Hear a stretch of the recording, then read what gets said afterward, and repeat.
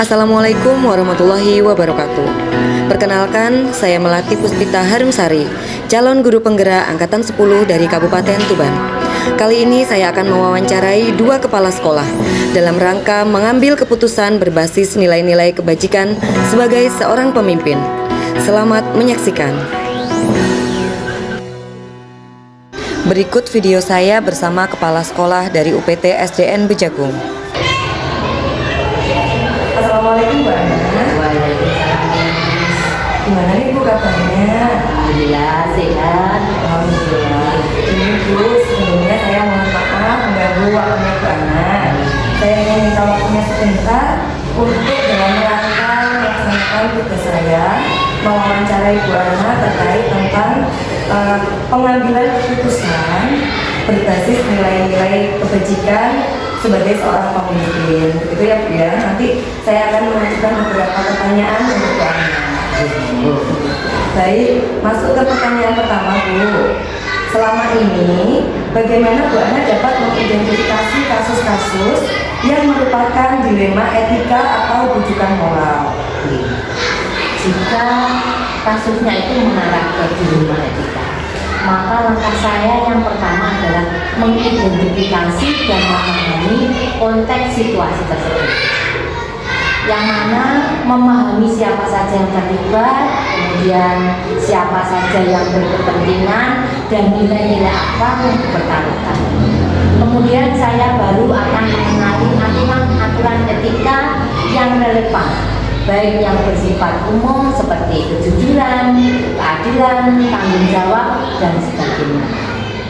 Akan tetapi jika kasus tersebut berupa rujukan moral, langkah yang saya ambil yang pertama adalah mengevaluasinya.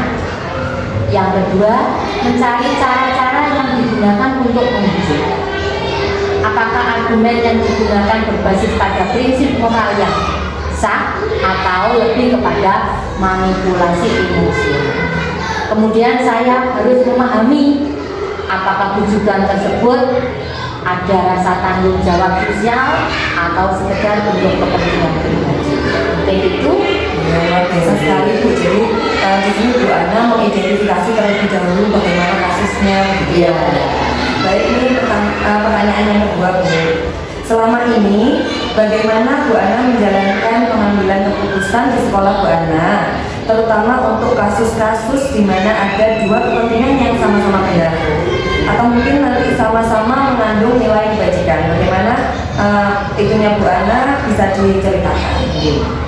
Dalam pengambilan keputusan di sekolah, memang kita berhadapan dengan kasus-kasus yang melibatkan dua kepentingan. Kadang ada yang sama-sama benar, ada yang sama-sama mengandung nilai kebajikan. Biasanya proses itu melibatkan beberapa langkah penting untuk memastikan bahwa keputusan yang saya ambil adalah keputusan yang paling baik dan adil dan bermanfaat bagi semua pihak. Langkah yang pertama akan mengidentifikasi dan memahami masalah yang dihadapi. Ini melibatkan kita harus mendengarkan semua pihak yang terlibat dalam pengumpulan informasi tersebut. Dengan memahami perspektif masing-masing pihak, pengambilan keputusan dapat melihat gambaran yang lebih lengkap dan memahami alasan dibalik setiap kepentingan. Selanjutnya, penting untuk melibatkan prinsip-prinsip etika dan kebajikan dalam proses pengambilan keputusan. Dan ini perlu diskusi antar guru, kemudian antar tenaga kependidikan, dan juga pihak ketiga yang sifatnya netral. Mungkin itu jawaban saya. Di sini Bu Ana juga melibatkan pihak-pihak yang terkait dalam mengambil keputusan. Betul ya. Pertanyaan yang ketiga nih Bu, langkah-langkah atau prosedur seperti apa yang biasa Bu Ana lakukan selama ini Bu? Langkah yang saya lakukan dalam mengambil keputusan itu yang pertama adalah mengidentifikasi masalah atau tujuannya. Dalam hal ini langkah awal adalah mengidentifikasi dengan jelas masalah apa yang terjadi dan tujuan apa yang ingin dicapai. yang mana ini melibatkan pemahaman secara menyeluruh antara semua pendidik dan tenaga pendidikan. Yang kedua, mengumpulkan informasi bahwa kasus itu benar apa tidak, perlu kita selidiki terlebih dahulu. Yang ketiga yaitu menganalisis opsi.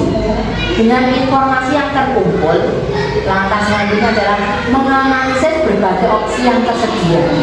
Yang ini melibatkan pihak yang pro maupun kontra dari setiap opsi, dan juga mempertimbangkan konsentrasi jangka pendek maupun jangka menengah.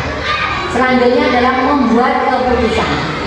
Setelah semua opsi dianalisis, selanjutnya adalah kita harus bisa memutuskan mana yang dianggap terbaik dalam kasus tersebut. Selanjutnya adalah pelaksanaan keputusan. Keputusan sudah diambil, tinggal kita laksanakan. Yang mana setelah keputusan itu dibuat, mungkin melibatkan pengembangan rencana tindakan selanjutnya yang mengalokasikan sumber daya dan mengkomunikasikan keputusan kepada pihak-pihak yang terkait. Yang terakhir adalah evaluasi dan umpan balik. Langkah terakhir di sini, apakah keputusan itu mencapai tujuan yang diinginkan atau tidak? Apakah ada hal yang sudah bisa diperbaiki di masa mendatang? Evaluasi ini sangat penting dalam pembelajaran dan perbaikan saya dalam proses pengambilan keputusan. Luar biasa sekali Bu Ana penjelasannya, mulai dari mengidentifikasi masalah, kemudian Bu Ana juga terkaitan dengan menganalisis opsi, kemudian mengambil keputusan, dan yang paling penting Bu Ana juga mengevaluasi hasil keputusan Bu Ana. Baik Bu Ana, luar biasa sekali. Baik Bu, langsung ke pertanyaan keempat. Hal-hal apa saja yang selama ini Bu Ana anggap efektif dalam mengambil keputusan pada kasus-kasus dilema etika? Pengambilan keputusan dalam kasus dilema etika menurut saya sering kali memerlukan pendekatan atau kebijakan yang harus hati-hati. Yang mana ada hal-hal yang saya anggap efektif dalam proses ini. Yang pertama, penting untuk melakukan analisis mendalam terhadap situasi yang terjadi. Ini mencakup pengumpulan fakta tadi yang relevan, memahami konteks yang ada, serta mengidentifikasi semua pihak yang terlibat dalam kepentingan tersebut. Yang kedua yaitu menerapkan prinsip etika yang jelas adalah kunci dalam mengambil keputusan secara etis. Ini perlu kita tanamkan prinsip-prinsip seperti kejujuran, keadilan, tanggung jawab, dan respek terhadap hak-hak individu harus kita jadikan panutan. Yang terakhir, melibatkan pemangku kepentingan dari berbagai perspektif dalam memperkaya proses pengambilan keputusan. Misalnya dengan diskusi, dengan rekan kerja, kemudian dengan mentoring, dan semua pihak yang terlibat bisa saja melibatkan komite atau paguyuban kalau itu memang masalahnya di tingkat lingkungan masyarakat. Ini sangat efektif Bu Ana ya.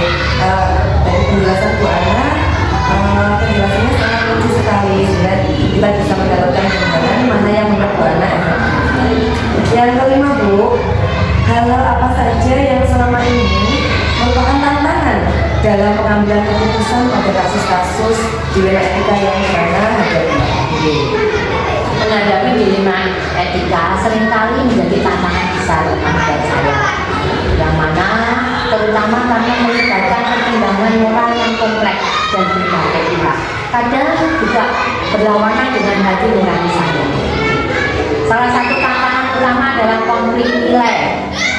Dalam banyak kasus saya dihadapkan pada situasi di mana nilai-nilai dalam mengambil keputusan itu kurang bijaksana.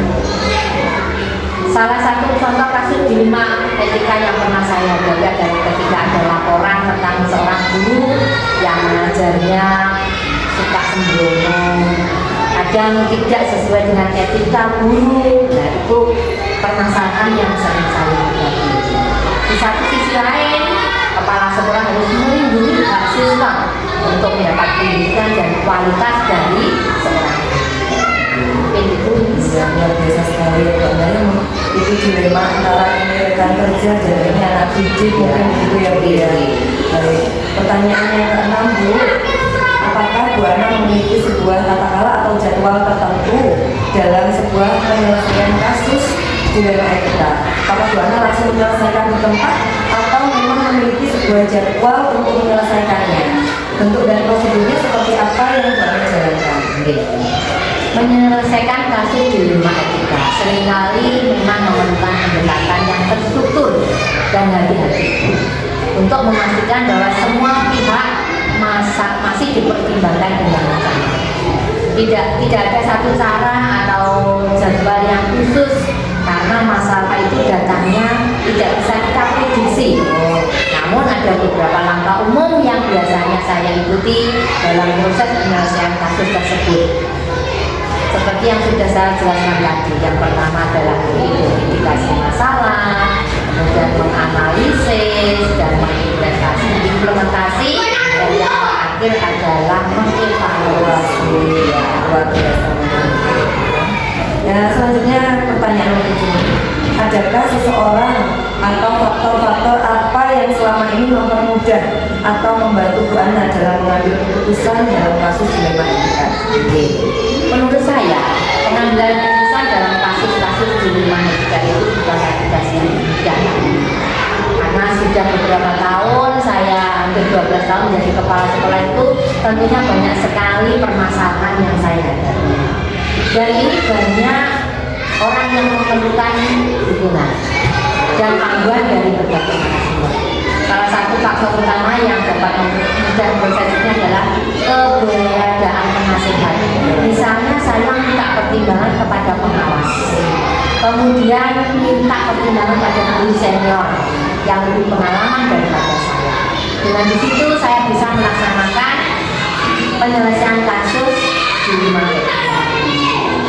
Jadi melibatkan mentoring gitu ya Bu ya, pengawas.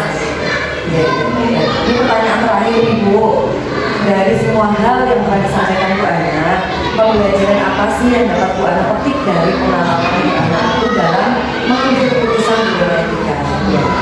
Pembelajaran yang penting dalam pengalaman kali ini adalah pentingnya integritas. Saat dihadapkan pada situasi di mana norma moral dan etika dipertaruhkan, integritas pribadi menjadi salah satu utama dalam mengambil keputusan yang tepat.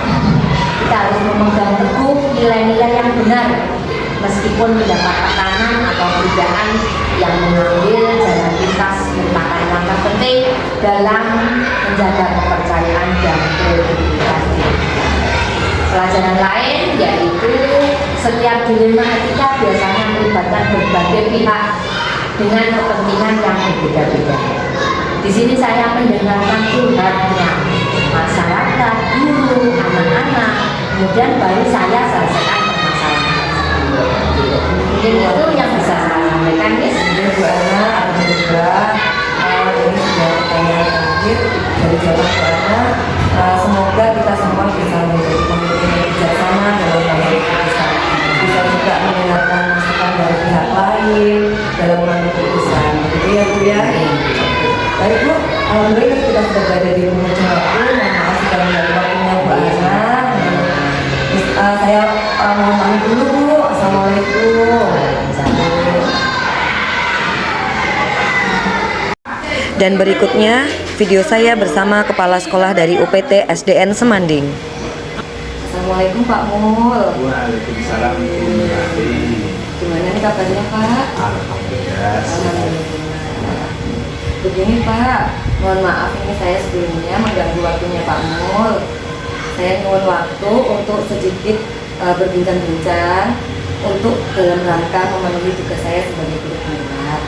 Kali ini tugasnya adalah mewawancari Pak Mul terkait tentang pengambilan keputusan berbasis nilai-nilai kebajikan sebagai seorang pemimpin. Begitu ya Pak ya? Silakan berarti. Baik, ini kan Pak Mul sekolahnya saya lihat itu muridnya banyak. Dengan murid yang banyak tentu pasti akan ada beberapa masalah, begitu ya Pak. Nah di sini wawancara kali ini saya ingin mengetahui bagaimana sih Pak Mul dalam mengambil keputusan jika ada masalah baik bersama murid-murid, orang tua siswa ataupun rekan guru. Itu Pak D. Baik. Nah, langsung saja ke pertanyaan yang pertama ini Pak.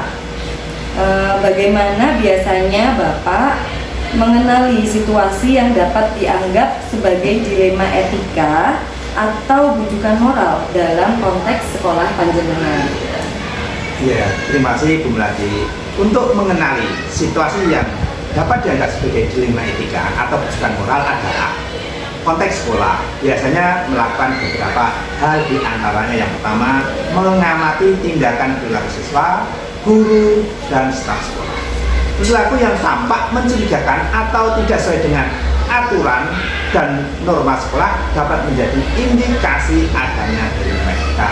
Yang kedua, Bu Melati, menerima laporan atau pengaduan dari siswa, guru, atau orang tua mengenai situasi yang tidak etis atau moral yang dipertanyakan. Yang ketiga, melakukan diskusi atau konsultasi dengan guru untuk membahas situasi yang terjadi dan menentukan apakah ada unsur dilema etika atau bujukan moral.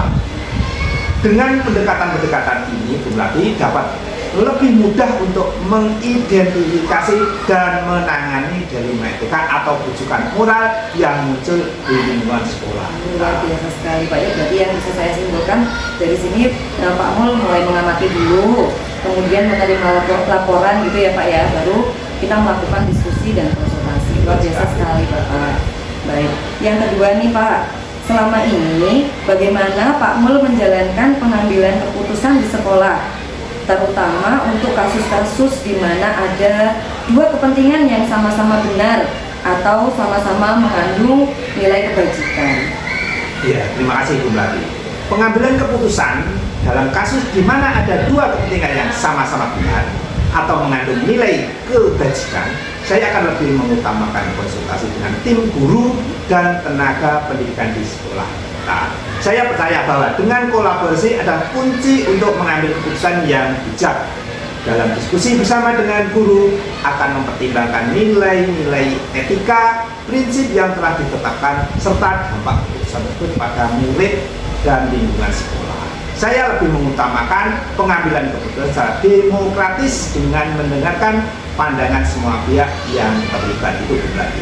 Luar biasa sekali Pak. Berarti di sini Pak Mul itu ya secara demokrasi dengan kolaborasi dengan pihak-pihak yang terlibat gitu ya Pak ya. Iya, betul sekali Bu Melati. Baik, pertanyaan selanjutnya nih Pak yang ketiga, apakah Bapak memiliki langkah-langkah atau prosedur khusus yang panjenengan ikuti dalam mengambil keputusan dilema etika dan bagaimana prosesnya biasanya terjadi gitu Pak? Iya, biasanya ada langkah-langkah atau prosedur khusus yang saya ikuti dalam mengambil keputusan terkait dilema. Pertama, saya akan mengumpulkan semua informasi yang relevan tentang kasus tersebut. Selanjutnya, saya akan mengidentifikasi nilai-nilai etika yang terlibat dan akan mempertimbangkan dampak pada murid dan sekolah. Setelah itu, tim guru dan tenaga kependidikan akan berkumpul untuk berdiskusi secara terbuka, mengemukakan argumen dan pandangan masing-masing. Keputusan diambil secara kolaboratif dengan berpegang teguh pada prinsip-prinsip etika dan nilai kebajikan yang telah ditetapkan. Itu Pak. Baik Pak, langsung ke pertanyaan selanjutnya saja. Ini yang keempat. Hal-hal apa saja selama ini yang Pak Mul anggap efektif dalam mengambil keputusan pada kasus-kasus dilema etika Pak? Iya, benar. Dalam pengambilan keputusan pada kasus-kasus dilema etika, beberapa hal yang dianggap efektif adalah keterbukaan dan transparansi, mengomunikasikan setiap langkah dan keputusan dengan jelas kepada semua pihak yang terlibat untuk menghindari kesalahpahaman. Yang selanjutnya ada konsultasi dan kolaborasi, yaitu melibatkan berbagai pihak dalam proses pengambilan keputusan.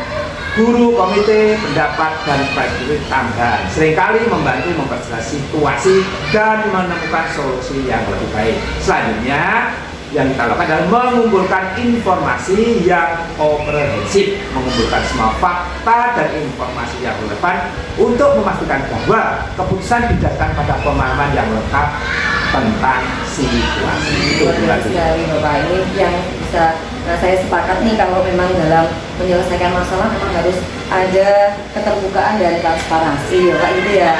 Baik, selanjutnya Pak, yang kelima nih, hal apa saja yang menjadi tantangan bagi panjenengan?